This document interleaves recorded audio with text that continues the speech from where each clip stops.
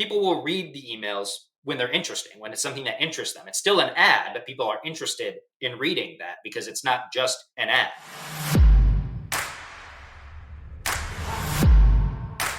Hey, what's up, MU Nation? Brian Gearin back with you. And on today's episode, we are talking about email copywriting and list management with Bradley Schnitzer. He is a professional email copywriter and list manager. I am super stoked about what we're discussing because I don't know about you, but I get blown up by email all the time, right? We all do. Whether it's emails from a brand, emails from a company, emails from your Aunt Judy who's bugging you about the Christmas dinner you're trying to skip. They're coming at you from all angles. Even in Gmail, if you're a Gmail user, you have, your promotions tab, your socials tab. Gmail has tried to break it down for you. But today we're talking about the importance of being able to land in that primary folder and provide incredible value to your buyers, to your prospects, people who love your business, your brand, the product that you're selling. So much so that the title of this episode is Why Email is the Most Important Asset in Your Business. I think that so many businesses don't realize that and don't treat it as such, to their detriment, leaving lots of money on the table. So whether you're a brick and mortar, small local business, service-based company, or an e-commerce business selling products online, whether you're small, medium, or large, email is an asset that needs to be in place in your business and needs to be utilized. Today, Bradley's going to teach us exactly why that is, and he's going to shed some light on how the email copywriting industry is an incredibly lucrative industry for any aspiring writer or business owner, freelancer to get into. So without further ado, let's put our hands together for Bradley Schnitzer and let's learn about email. Welcome back, everybody, to the Millionaire University podcast. Back with you again. I'm Brian Gearin, and I'm super stoked to have you joining us today. Bradley, thanks for being here. Yeah, thanks for having me on. I want to get a little bit of your backstory and how you got into email copywriting. What led you to this profession? Funny story. I basically did a whole career 360. I came out of college with an accounting degree. I worked not in the accounting world, but in an accounting role at a very large company for little under a year, but kind of the classic cliche story. I didn't feel like the whole 9 to 5, live in an office 40 hours a week essentially was for me. And so basically the moment I graduated and got my first big boy job, so to speak, I was looking for ways to start some sort of business on the side. I'd always been a writer to some degree. In college, I was a columnist for the school paper for a semester. Before that, even, I loved just to write in my free time in high school. Sometime late in college, I discovered, people make money. You don't have to be an author or anything like that. You help people sell with words, right? And so I basically started that on the side 2 weeks, I think, after I got my first full-time job out of college. Eventually, I was able to leave that job behind, became a full-time copywriter. And there were some career changes within the writing world. I went copywriter, content writer, copywriter again. And then I started specializing in email marketing and email copywriting. And so kind of some ups and downs. I eventually, however, just ended up in the email marketing world because I decided I had to specialize and I liked writing emails. I liked the format and everything. So I went that direction. Awesome. Email is such a lucrative place to be, especially for e-commerce. And in today's episode, we're going to kind of shed a light on your profession of email copywriting, because I feel like it's not in the shadows, but I think a lot of people who, especially some people who want to be getting into business or using writing as a profession, they might not know that that's an avenue. That might be me being naive, but I know when I first got into marketing, I really didn't consider everything that goes behind effective email marketing, email copy. But we're also going to shed light on, for those of you who are business owners or prospective business owners, on how to actually implement email into your business and the basic things that you can do to start using it to your advantage and start making money from email copywriting, email marketing, whether you have a e-commerce business, a digital product business, a coaching business, or maybe even a more traditional service-based business or brick and mortar. Email has a place in every single business. And that's why, at least my opinion, Bradley, I'm sure it's the same as yours, is that email marketing is one of the most important assets that you can have in your business, regardless of what it is. Bradley, can you tell us what is email copywriting and list management? Email list management is essentially everything that goes into, as the name implies, managing an email list. Everything from building the list to splitting up the list via segmenting the list to market to different people differently. But also within that, of course, is email copywriting itself. Now, copywriting is essentially just marketing and sales writing. You're writing something that the aim is to usually sell a product. Maybe it's to get someone to click to read a blog post or do something else, take a survey, for example. But usually it's to sell a product. It's to get someone to click through and buy the product. So that's copywriting. Email copywriting is just copywriting, but in email form. So when you get an email from a brand and maybe it's telling a story or something like that, and then at the end it mentions their product and it urges you to click through and buy that product, that right there is email copy. That's copy in email format. And then list management is everything else that goes into successful email marketing strategy, from segmentation to building the list to figuring out your email flows, all that other stuff that we're going to get into. Let's talk about who is on a list. Is it past customers? Is it people who made a purchase? Is it prospects? Who are these people that are on these lists that we're talking about? Email lists can have both people who have never bought before, who just found your site and signed up for email list. It also can be almost all of your past customers, because when people make a purchase, they usually have to enter their email so they can get the confirmation, shipping, any other details they need to use the product or service. So it's basically anyone who gives you their email address. Those are the people who end up on your list. If they've never bought before, that's where the list comes in. You can turn them into customers via email marketing. And if they have bought before, of course, you can continue to build that relationship with them and maybe get repeat business from them. From my agency experience, we don't necessarily specialize in email copywriting, but for service-based businesses like residential home services, we still utilize email heavily because we use it for like welcome sequences for prospects. So if you're in a business where you get people's information, they submit it to you on your website, that you can set up an automatic flow to your email where it welcomes them right away. It puts them into a sequence that explains who you are, what you do, and how you do it, and that you'll be in contact soon to provide a service. But this list has their former buyers or their former customers. Okay, you can call them current customers, but also the people who are not yet customers. So that's the double-edged awesome part of the sword for email, is that it's got people who have bought from you and presumably like having bought from you, and the people who have yet to buy from you. So it's a very powerful way to communicate with people, especially on a one-to-one basis, right? Because you're entering the most sacred place in terms of marketing, really, right? A person's inbox. Yeah. I mean, if you look at Facebook ads or any other like ads out there in public, so to speak, it's one to many. You're trying to get to all these people, even if you write the copy that's kind of more person to person focused. An email inbox is different. It's kind of like a physical mailbox. When you get mail in your physical mailbox, that person is writing to you. That mail is to you, even if it's from just your bank giving you like a bank statement or something. It's to you rather than just to a bunch of people. An email inbox is just the digital version of that. It's like you're getting just digital mail. So it's one to one. It's much more personal. That's why people are more protective of their inboxes, especially today with so much more email marketing going on. People are protective of their inboxes. So it's like a sacred space, so to speak. I wanted to ask you a question on what makes it so valuable an asset, but I think that's the perfect answer right there, is the fact that you have an opportunity to speak to them in a one-to-one fashion in that sacred zone, which is that inbox, right? Because not everybody makes the inbox. You kind of have to earn your way into it. But then once you're there, you need to provide value. You need to give them a reason to buy the product, or to have persuasive copywriting that says that, hey, this product might be for you. Looking at the ROI when it comes to email marketing, what information do you have around that? Because I keep saying it is the most valuable asset, but businesses don't want to invest in things that don't have an ROI. What does that look like for email? There's this old stat that always floats around. That's like, for every dollar you put in to email, you get $42 out. And that sounds like insane. I don't know exactly how they came to that number, and it's also several years old. From my own experience, it is very high ROI channel because, like we said earlier, it's one to one. It's their own like kind of personal private space online, where instead of like a public Facebook post, it's one to one. So it feels like you are communicating with this individual. You can build a relationship much more easily, a much stronger relationship.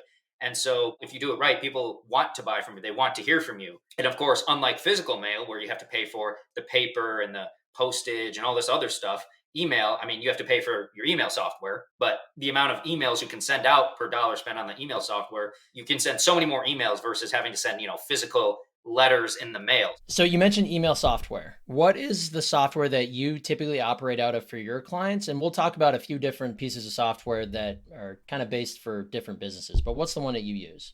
I work with a lot of e-com brands, and from what I've seen, Klaviyo is by far is the best for e-com. It's very intuitive for e-com. It can like integrate with Shopify and I believe a few other online like storefront software programs and whatnot. So it's very easy to build email flows. It's pretty easy to write and schedule campaigns. It has like drag and drop features for, adding your logo and stuff to email. So it has a lot of features that are very helpful in that regard. It's got reporting.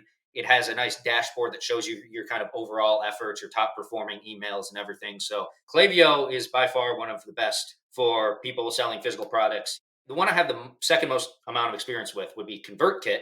Low cost, it's fairly simple. It's definitely designed for creators, so people who are usually like solopreneurs, it's just them running their business and they're selling. I mean, it can be for service-based businesses. Like obviously I provide services, but if I were to say launch a info product like an ebook or a course or something, ConvertKit is designed for those types of businesses. A lot of their own copy, it talks about creators and launching your course and things like that. So if you're launching a course, ConvertKit is definitely a really good email service provider for that. I haven't really used MailChimp, but from what I've heard, MailChimp's pretty popular. It can also be for e-com, but brick and mortar businesses, a lot of places with physical storefronts use it to great success. That one is a fairly simple, low cost one as well, if I remember correctly. But admittedly, I haven't used MailChimp a whole lot. Klaviyo and ConvertKit are my two kind of specialties. And then one other that I have used a little bit is ActiveCampaign, which to me seems like it's built for service-based businesses that might be a little bigger, because it has like CRM features, like customer relationship management features, where you can, if you're a service business providing higher level, like higher ticket services to other businesses, it's kind of like a place where you can store like the person to contact at that business. You can store all their information, and then you can also run marketing campaigns. So it kind of has both of those components in there at once, making it, in my opinion, pretty good for service-based businesses who may or may not also sell info products. So those are kind of the few that I've used. There's a lot others out there, like Omnisend is one, Aweber is another. I have my opinions on which ones are the best, right? As do you. Like when I think of email for e-commerce, it's Klaviyo. I managed a brand about 3 or 4 years ago and I used Klaviyo and I loved it. I almost wish I could manage more brands so I could use email copywriting with Klaviyo. At my agency, we typically use MailChimp for our clients because they are smaller, local, brick and mortar service-based businesses where they typically have their own CRM set up already. They just need email functionality. And MailChimp is really good for basic sequences, like they call them journeys, and we'll get into those in a minute here. And then newsletters. So for a small, local, brick and mortar type of business, newsletters are one of the best ways you can stay in contact with your people.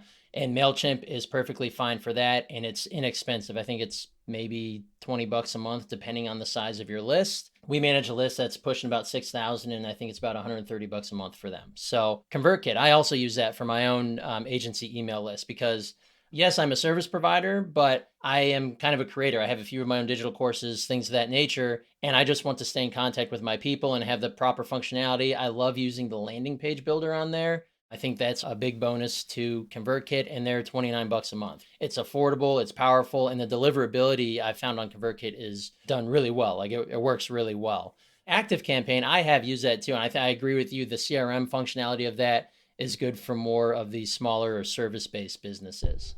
All right, so let's get into more of the blood and guts of email, if you will. So there's a few of the most important pieces when it comes to email marketing, and I want to start with basic flows, or I know this word could be interchangeable with sequences. So Bradley, I kind of want you to take the wheel and lead us through the basics of email and how this can be a huge benefit to your business or informational if you're aspiring to be in the email copywriting game. So like you said, every software seems to call it a different thing. I think Klaviyo calls it flows. Sounds like MailChimp calls it journeys. I mean, automations, sequences, it's all kind of the same thing. They're essentially at least one, but usually like a string of automated emails that a customer or a potential customer or a user, it triggers and starts sending to them based on some action. And the whole point is it sends until it accomplishes some goal, and then it filters them out of that flow usually. So I'll just explain with an example. So one that many people are probably familiar with is the welcome sequence. If you go to, for example, an e-commerce store and there's a little pop-up that says like, hey, get on our email list, you get 10% off your first order. So you put in your email address, maybe your phone number too, because there's more SMS marketing nowadays.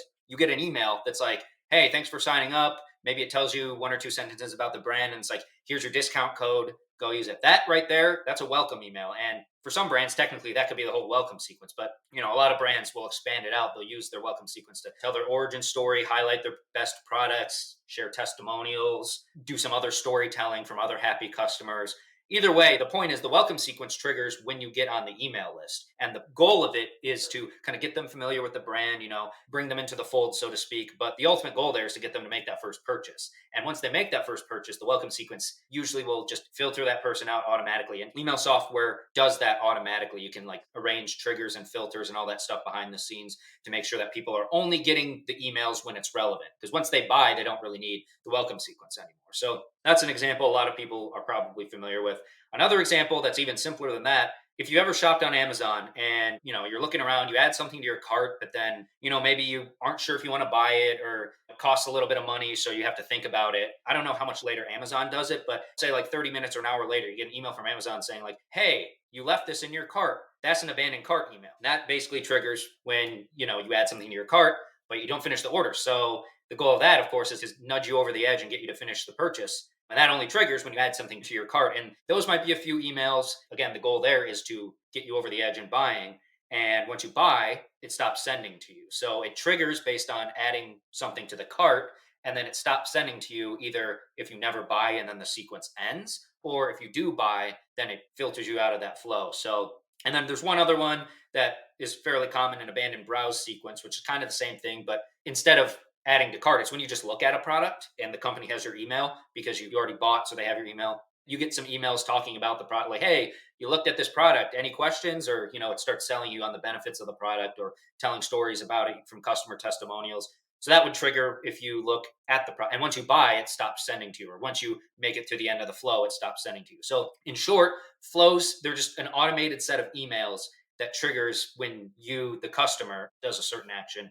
And then the goal is to get you to buy, or maybe it's to reply. It's usually to buy a product or to finish your order or something like that. Once you do, it filters you out. So I'll just really quickly talk about the benefits of that. They're fairly obvious. Once you set up a flow and the flow is well done, it's got good copy and the triggers are right and whatnot, that just runs on autopilot in the background 24/7. It's like a 24/7 salesperson that just doesn't sleep. Whenever some customer meets that action that triggers the flow, they go into the flow. And then if they buy, well, then they buy and you just made money without having to do any work there. You do the work once up front and then you set it and you forget it. You don't forget it completely because you do want to, sometimes tech things go wrong and maybe an email breaks, or you go in and you want to update some copy to increase conversions or something like that. But it's kind of like your baseline. They get you like a baseline level of automated revenue so that you can spend time in other areas of your business and start getting more out of your email list. So that's kind of like, in short, kind of like how flows work. How long are these flows? Because I know when I first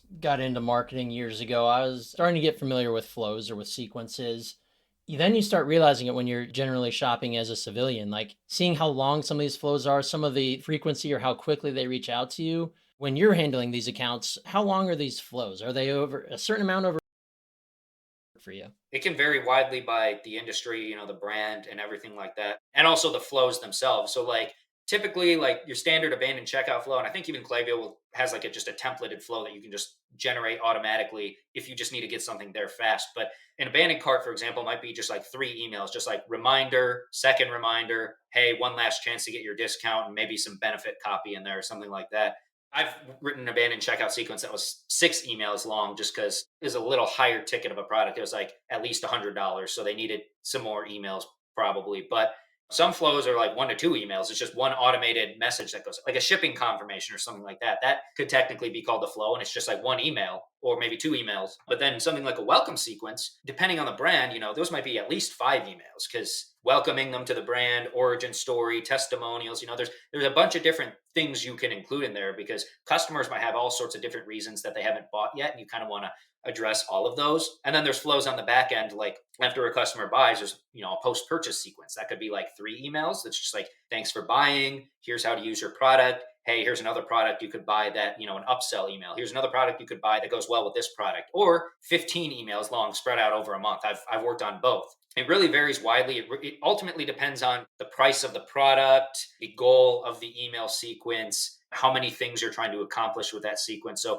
there's guidelines, like I said, like an abandoned checkout or an abandoned cart email. 3 emails is usually a good start. Welcome sequence 5 to 7, but those aren't hard numbers. The good thing is with email, you can test things and get data almost immediately. You add more emails in the next day. Now people are going through those new emails and you're seeing, okay, is this getting us more sales? is this not getting us more sales? Do we need to change something earlier in the flow? So there's not an exact number for every flow, but there are definitely guidelines or like starting points that you get the flow in place, and then later you can go back, you can test more emails, fewer emails, things like that. And once you're in a flow, you're now also part of the email list. So let's say the flow is maybe a quick 3 emails over 3 days, but you're also now on the list. So you're going to start getting the campaigns from this company as well. Campaigns blend right into our next topic, which ironically is campaigns. So let's talk about the differences between those basic flows or sequences and what a campaign, or otherwise known as a broadcast. What are we dealing with there? Campaigns and broadcasts basically mean the same thing.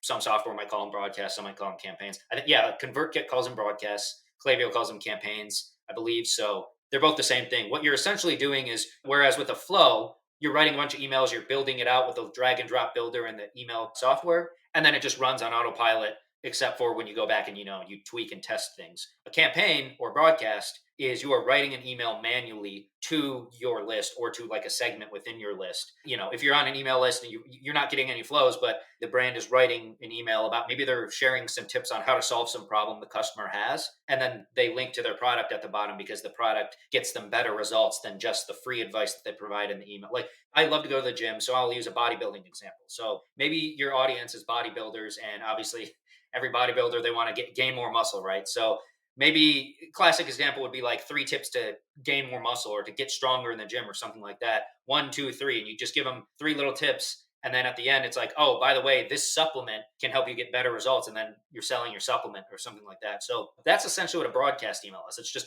you're writing emails manually to your list. Ideally, you're writing copy, you're sharing advice, or you're telling customer stories, you're telling stories from your own life, or whatever it is, and trying to kind of build that bond with the reader while also getting them to take an action. Usually that's buying, but it could be leaving a review, or it could be anything. But that's essentially what it is. It's where you're just writing to a bunch of people, but it's still one-to-one. You're writing to one person, but then sending out en masse to that one person, so to speak. So they have to be emails that the reader wants to read. We'll get into this maybe a little bit later, but there are brands that just send out like emails that are nothing but just images. Those are technically campaigns, but when I write, I like to have it be more copy focused and whatnot. The good thing about broadcasts, though, is that if you're passionate about your niche, they're really easy to write. Like, I have a client who is in the sleep niche. I actually have a product from their competitors, and then I recently bought my client's product to compare. And funny story, turns out my client's product is actually better in most ways. So what's cool about that is I'm passionate about this niche. I'm the target market. And so it's much easier for me to write emails in this niche, because instead of me trying to like figure out all the psychological tactics to try to get someone to buy, or trying to like figure out how does the customer think or whatever,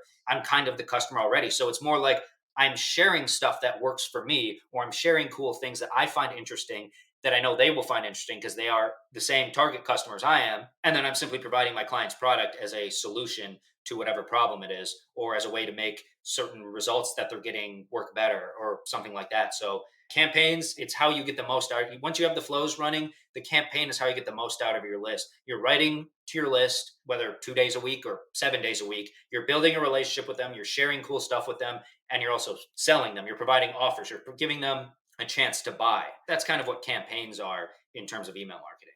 So I want to talk about frequency and the difference between writing one-to-one style emails or more story-based emails versus heavy HTML, which, for those who don't know what heavy HTML means, think of like your basic email from big box brand. These are typically very heavy HTML. You can tell they're designed almost like images on Canva, right? Professionally done, typically blasting you with some sort of offer that usually isn't that great of an offer. They've got a lot of images of their products, a lot of click to buy now type of buttons. That would be considered an HTML heavy email, as opposed to one-to-one or more story-based, where think of it as literally an email that I would send to you as my friend, right? Like, hey, Bradley, maybe they sell like meat sticks or something, right? We were walking out on the farm where we purchase our beef from, and, starting into a story and having it be from the owner of the company, or maybe the marketing director, or even someone in the business, writing that email more one-to-one. So I want to combine that with frequency, as opposed to if I were to get a lot of HTML heavy emails from one brand every single day, which does happen. To me, those are emails I start ignoring. But there are brands that I follow where they email every day to nearly every day, at least every other day, and they're more story-based. They're more one-to-one. I read every single one of those emails because it's providing more value, or they're teaching me something, and it just happens to be about their product or about the service they provide. I want you to riff a little bit on that, on frequency and the importance of one-to-one. If you ever heard, the show Mad Men, it's about, the 50s or whatever advertising executive kind of era. There's a guy from that era in real life. His name is Howard Gossage, very famous ad executive from the Mad Men era.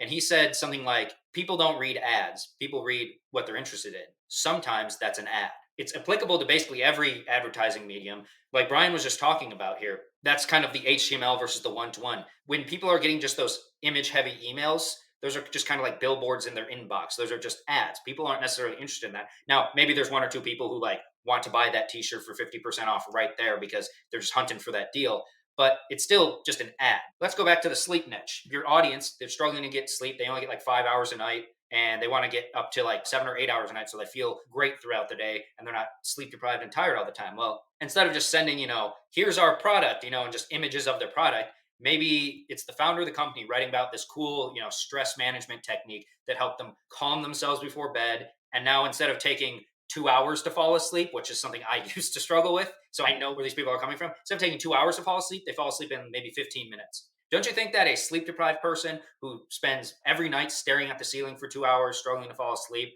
don't you think they'd be interested in learning that? Because instead of taking 2 hours to fall asleep, now they can fall asleep the snap of a finger, essentially. And now they can feel much more awake and all these things. Like that's something that would interest them. And so they want to read that. And it just so happens that, well, our product helps you do that. Our product helps you, or the thing you're teaching in the email helps the customer solve a problem partially or to some degree. But then it just so happens that our product here helps you get that result even faster or helps you get even better sleep in this case. So that's an ad, but it's something the reader is interested in. And that's why one-to-one storytelling or like personal email works. And if you think about it, if you go back to the mailbox example that we were talking about earlier, when you get a letter in them, especially now with some, it used to be like getting an email was cool. Now it's like getting a physical letter is even cooler. When you just get like a physical letter, even when I get them from like a bank, like trying to sell me on a credit card or something, I will still read it sometimes because it's cool. It feels like they're actually writing to me instead of just sending me like, here's our product. They're writing to me. It's a person writing to me. Even if I know as a marketer that,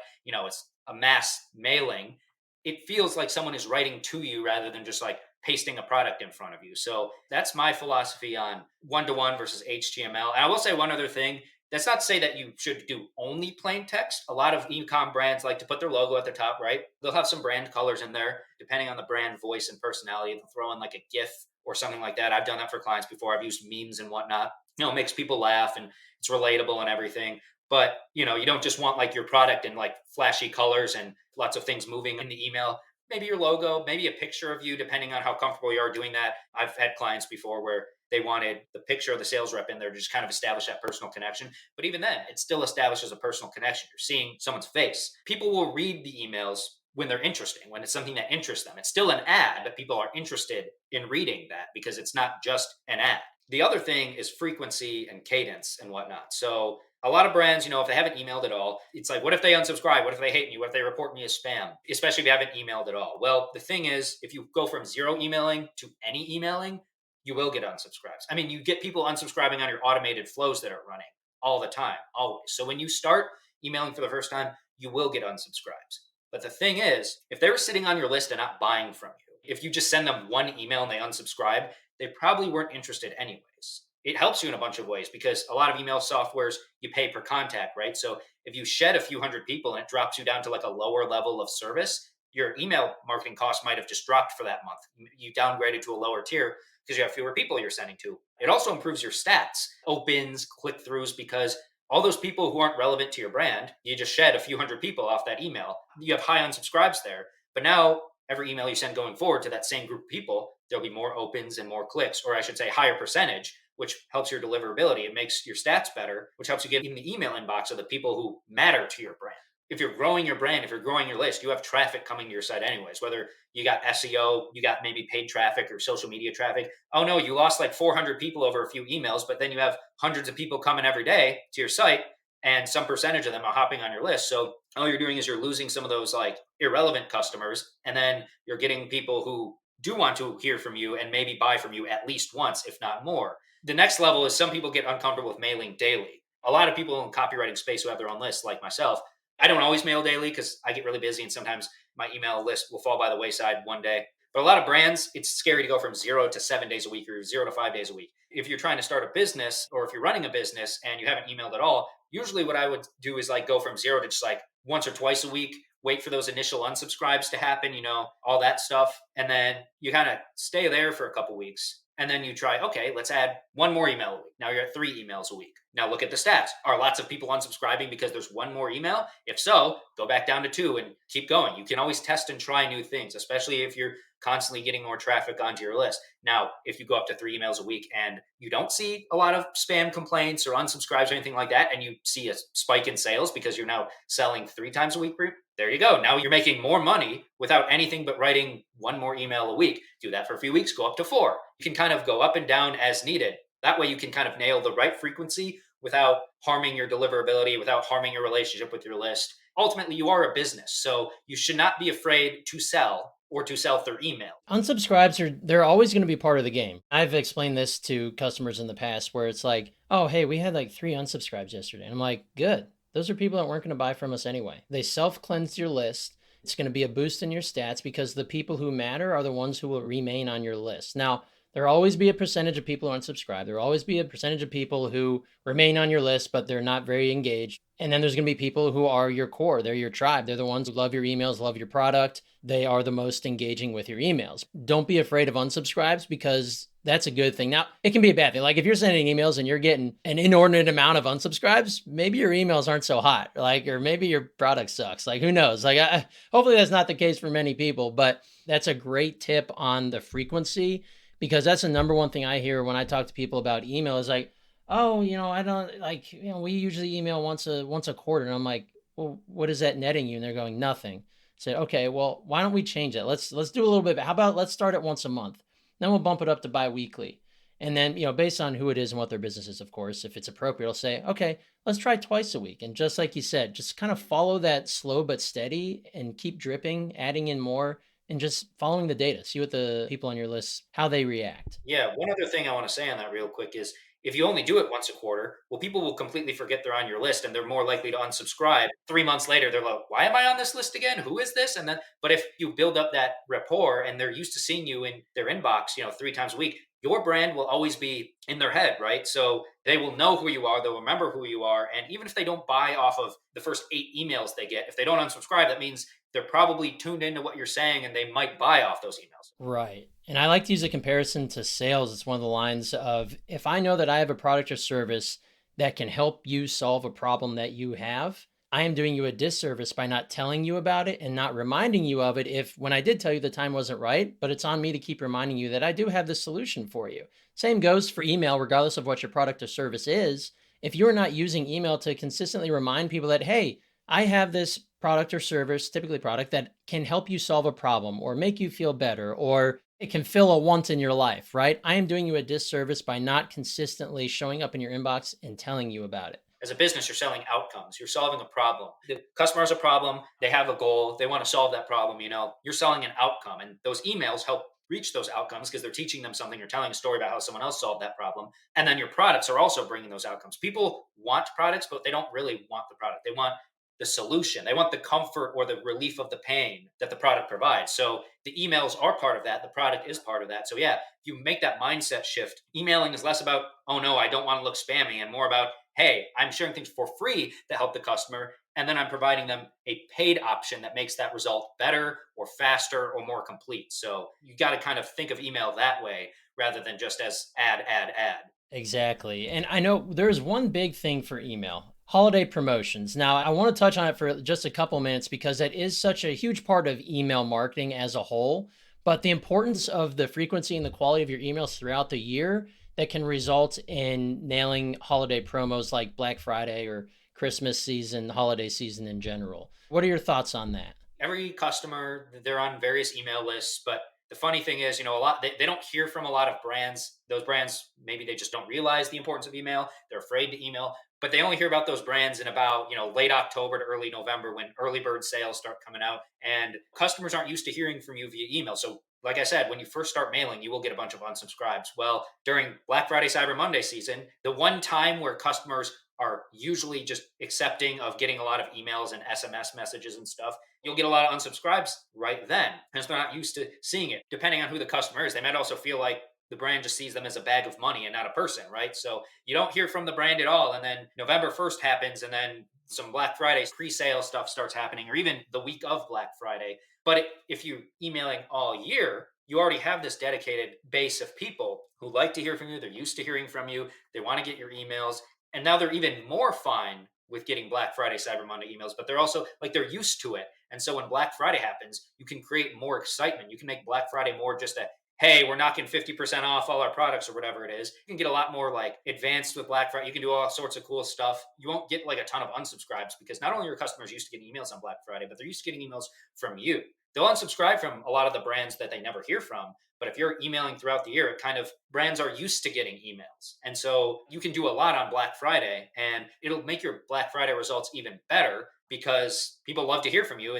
And then when there's the great offer, the discount or the bundle deal, well, that kind of seals the deal right there. So just mailing all year provides a foundation for those big time sale times of the year, like Black Friday or December, people doing like 5 days of Christmas sales or things like that. If you're emailing all year, the customer wants to buy from you even more because they're not just like, oh, they're just mailing me because of the holidays and it's just a deal. It's just like your other emails, but now there's this extra component of there's a really cool sale going on or whatever. Yeah, it makes too much sense because if you're silent all year, and I see this from so many brands, like when I say silent, either they're not emailing you throughout the year or it's very, very sparse. But then holiday season rolls around and I'm just getting blasted with these emails from this brand that I was like, I completely forgot about you. And now you're blasting me with this offer that's usually not even a really good offer that I'm not going to take advantage of anyway.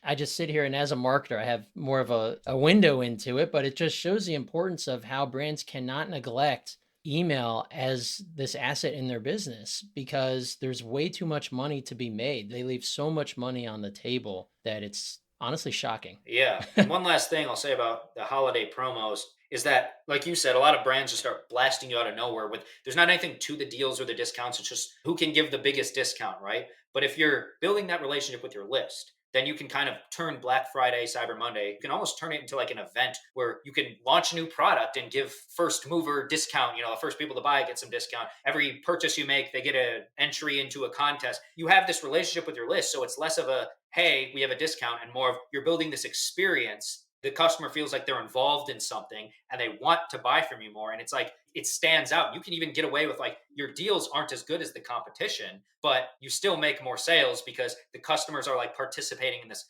event because they're used to communicating with you via email. And, if you have smaller discounts and worse deals, so to speak, but you're making more sales, more of that money ends up on your bottom line. You have more capital to reinvest in your business and grow. So emailing all year lets you turn Black Friday, Cyber Monday into less of a, hey, everything's on sale, and more of a, we're doing this cool event type of thing. It can make it much more lucrative, not just from a revenue standpoint, but from a profit standpoint. The holidays don't have to be a race to the bottom like just about everybody else when it comes to their offerings around the holidays. Like you get all these emails and you're like, 50% off, 60% off, look at this, oh my gosh. And of course, by the time you get there, all the sizes that you fit into are gone, but that's besides the point. And one of the most fascinating parts about email marketing, which we didn't have time to get into today, is the offer creation aspect. Like you were saying, you don't have to have the best offer to make the most sales or make the most profit, which is the most important thing with your promos, whether they're holiday promos or promos throughout the year. There's so many cool creative ways to be able to get in there and do it, still make those sales and not give up a ton of your margin on the front end. Unfortunately, we don't have time to get into that today. So I want to make sure I'm respecting your time here, Bradley. As we said, the most important asset in your business is this email list. And I think you hit the nail on the head of showing us exactly why that is. So I want to thank you again for joining us. I want our listeners to be able to find you. Where can we find you, Bradley? Yeah, so my website is bradleyschnitzer.com. So you can go over there, and my email list is on there, bradleyschnitzer.com/subscribe.